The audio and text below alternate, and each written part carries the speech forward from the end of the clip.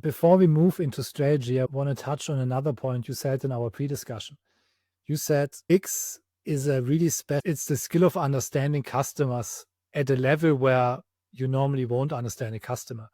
So what does it mean? Yeah, well, let's start by saying that in my view, UX is much more than just designing the interface. It's, as I said, understanding the user, but also deeply understanding their jobs to be done in a way, their tasks, even before and after that specific interface. Not we used to call them touch points, because you can imagine, like, as a person, as a user, you want to perform a task, which is not just what you do in one single page, Yeah. but it's rather a much more complex journey that involves many pages like that one. So you need to understand really what's the final goal, and then you can design each single touch. And so if you consider UX like this, you can understand why I told you this. I think if you do UX properly, you need to really understand deeply what are the jobs that these users are trying to achieve. And if you do that, you can easily slip into the world of like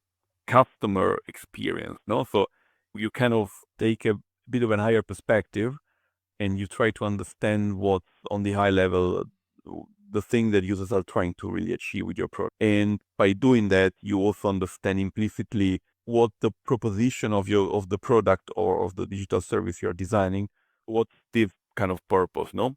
And by doing that, it's also easier to work and give input in the strategy.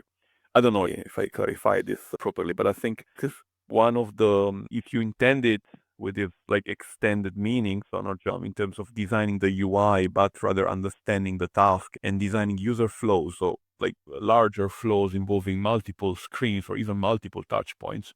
If you understand that, then you will deeply understand what users' expectations on that and how you can really help them. So I'm understanding this on two levels. The first level is the product org strategy level, to say UX gives me this deep understanding of what the customer wants and needs and what he goes through, what his outcomes is, which in the end will help me to define a better product, which will help me to define a better service.